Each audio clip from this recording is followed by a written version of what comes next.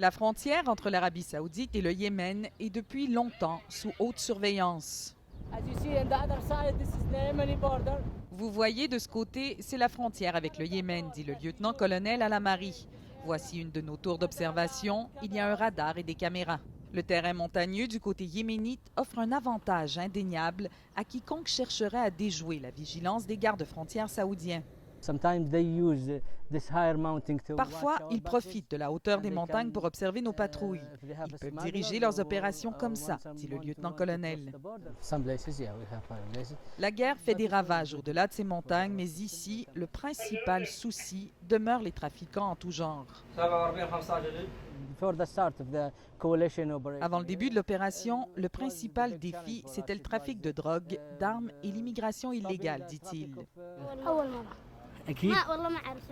Il dit s'appeler Ghanem et Amin, 12 et 10 ans respectivement. Ils ont marché pendant 2 heures en terrain hostile pour entrer illégalement en Arabie saoudite. La cargaison qu'ils portent sur leur dos fait facilement l'équivalent de leur poids. Ils se servent souvent des enfants parce qu'on ne peut rien faire contre eux. On ne peut pas les arrêter, on ne peut que les renvoyer au Yémen. Le trafic de drogue, dans ce cas-ci du khat, un psychotrope euphorisant, est passible de la peine de mort par décapitation en Arabie saoudite, mais ça ne suffit pas à décourager la contrebande. L'Arabie saoudite, avec tous ses interdits, est un marché lucratif pour la marchandise illicite en provenance du Yémen. Et la guerre qui fait rage fait augmenter la marge de profit en même temps que les risques et le désespoir.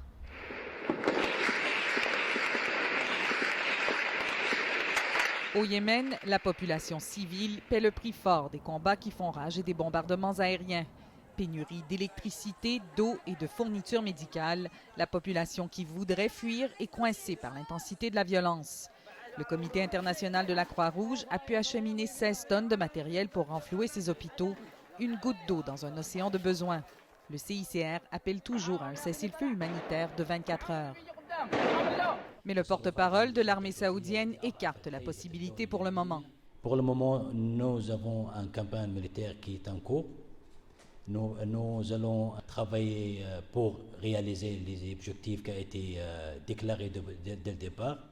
Ici, en Arabie saoudite, on est gardé bien à l'écart du chaos total et des combats qui font rage au Yémen. Ce que l'on voit des opérations militaires menées par la coalition formée par les Saoudiens se limite à cette salle et ces modèles réduits où tous les jours, on présente les faits saillants de la bataille qui se fait du haut désert.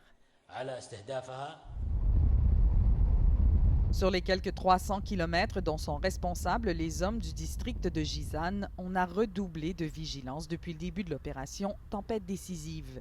Plus que les trafiquants, on craint maintenant des incursions létales. Ce pourrait être les milices Houthis, Al-Qaïda ou un autre groupe, dit-il.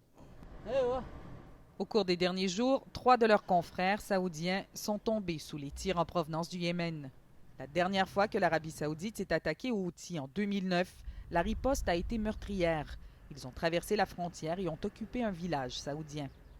Un souvenir douloureux ici et un scénario qu'on souhaite empêcher de se répéter.